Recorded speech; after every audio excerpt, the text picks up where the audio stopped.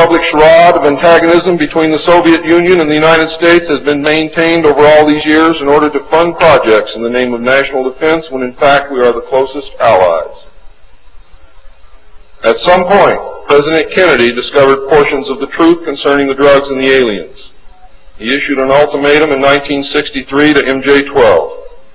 President Kennedy assured them that if they did not clean up the drug problem, he would. He informed MJ-12 that he intended to reveal the presence of aliens to the American people within the following year and ordered a plan developed to implement his decision.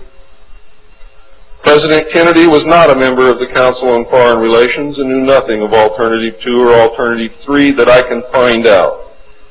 Internationally, the operations were supervised by an executive committee known as the Policy Committee. In the United States, they were supervised by MJ-12 and in the Soviet Union by a sister organization. President Kennedy's decision, of course, struck fear into these people. His assassination was ordered by the Policy Committee, and the order was carried out by agents of MJ-12 in Dallas. President John F. Kennedy was murdered by the Secret Service agent who drove his car in the motorcade, and the act is plainly visible in the film. It was stated in the documents that I saw. The assassin's name is William Greer. Watch the driver and not Kennedy when you view the film, when you can find a film that even shows it. All of the witnesses who were close enough to the car to see William Greer shoot Kennedy were themselves all murdered within 2 years of the event. That's fact. The Warren Commission was a farce, and Council on Foreign Relations members made up the majority of its panel. They succeeded in snowing the American people, and they hid the truth. And many other patriots who have attempted to reveal the alien secret have also been murdered throughout the intervening years. And that is why I've been so careful about the information that I released, because it was so important that I get here today to be able to tell you the truth, and what happens after me, after today, is of no consequence whatsoever. But what you do is. During the era of the United States' initial space exploration and the moon landings, every launch was accompanied by alien craft. A moon base dubbed Luna was sighted and filmed by the Apollo astronauts. Domes, spires, tall round structures which look like silos, huge T-shaped mining vehicles which left stitch-like tracks in the lunar surface, and extremely large as well as small alien craft appear in the photographs. It is, in fact, a joint United States, Russian, and alien base. The space program is a farce and an unbelievable waste of money. Alternative 3 is a reality, and it is not at all science fiction.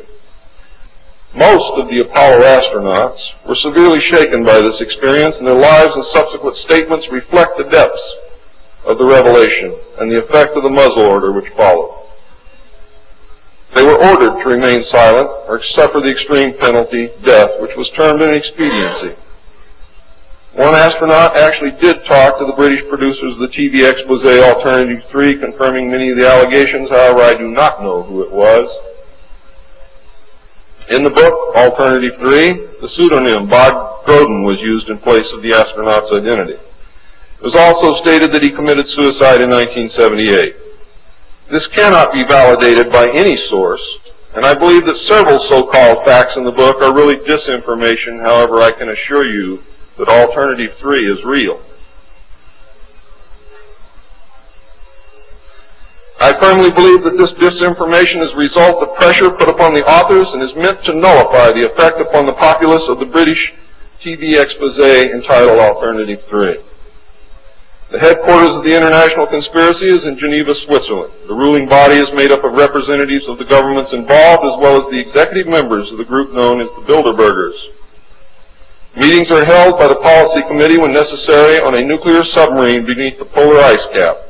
The secrecy is such that this was the only method which could ensure that the meetings could not be bugged and is the only place where they discuss their most secret matters. I can say that the book is at least 70% true from my own knowledge and the knowledge of my sources. I believe that the disinformation was an attempt to compromise the British TV expose with information which could be proven false, just as the Eisenhower briefing document was released here in the United States under the contingency plan Majestic 12, and which can also be proven false. Since our interaction with the aliens began, we have come into possession of technology beyond our wildest dreams. A craft named Aurora exists at Area 51, which makes regular trips into space.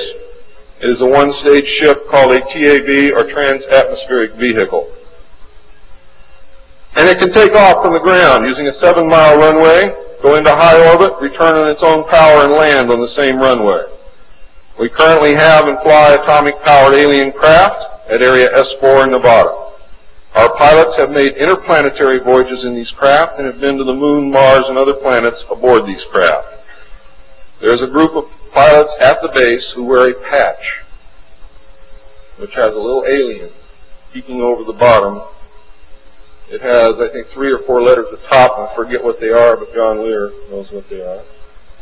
There is a picture of Saturn and a picture of Mars in the photograph. And in the background there are 7 stars, which are strangely shaped just like the stars in the Pleiades group.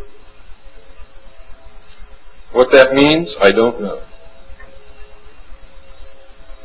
We have been lied to about the true nature of the Moon, the planets Mars and Venus, and the real state of technology that we possess today at this very moment. There are areas of the Moon where plant life grows and even changes color with the seasons. And this seasonal effect is because the Moon does not, as claimed, always present the exact same side to the Earth or the Sun. There is an area that wobbles in and out of darkness on a seasonal basis, and it is near this area that the plant life grows. The Moon does have a few man-made lakes and ponds upon its surface, and clouds have been observed and filmed in its atmosphere. How many of you remember the period of time, several years, when almost every reported alien craft that was reported landed was on or near water and appeared to be pumping water into the craft? How many of you remember that? Quite a few. The water went to the Moon, ladies and gentlemen, to change the Moon. And it is working.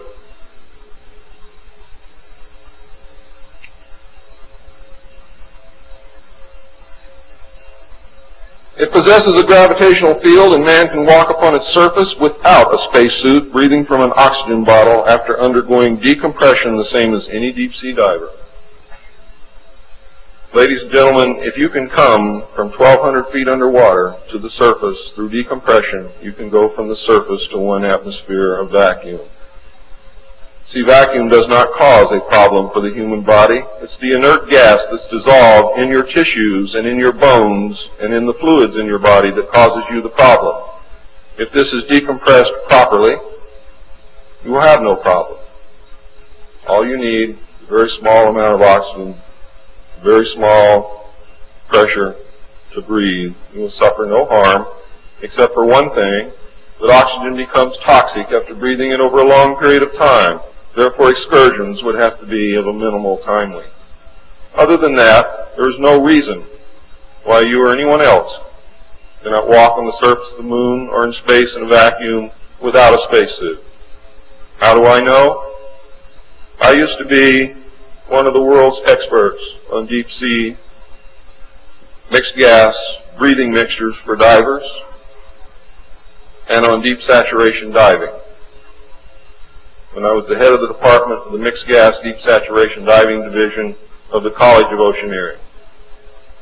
And I can tell you now, it's much easier to decompress to a vacuum and walk on the surface of the Moon than it is to bring a man up from 600 feet.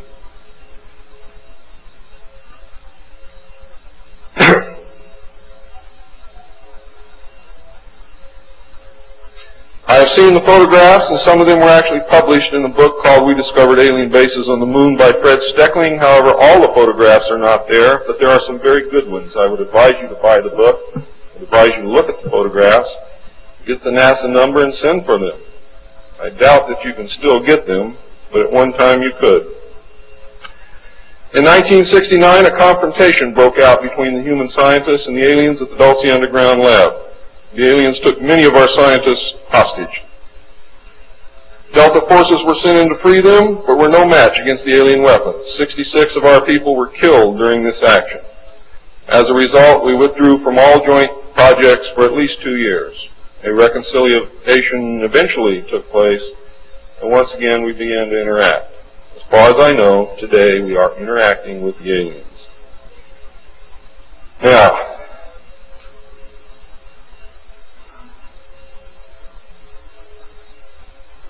I'm gone past my limit.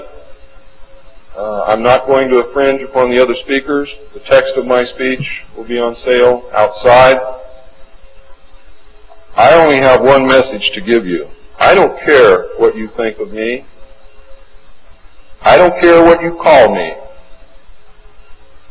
I do care what you do with this information because it is important to our survival as a species.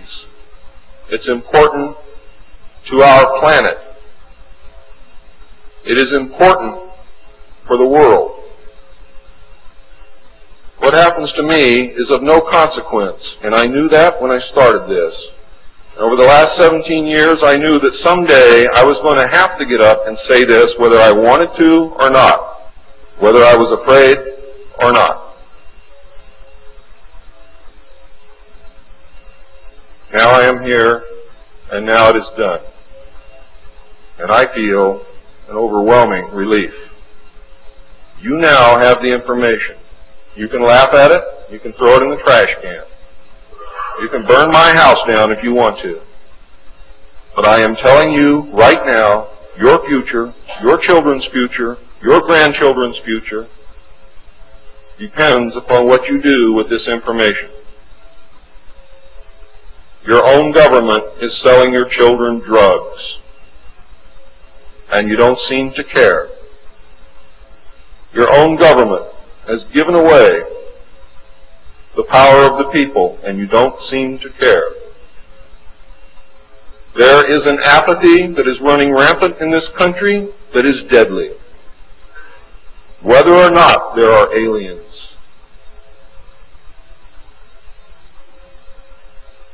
We are truly now at this moment a nation of sheep. And ladies and gentlemen, I assure you that sheep are always led to the slaughter. But it does not have to be that way. There is tremendous power in knowledge. There is also tremendous power in secrecy. Take away that secrecy, you make sure that you're informed, and you can change things and stop fighting with each other. Thank you.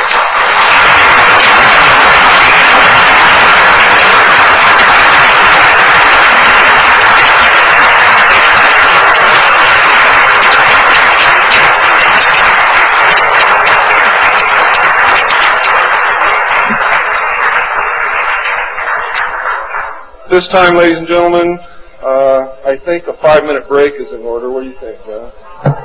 It's been a long time. Please keep it to 5 minutes because we really are very limited on time.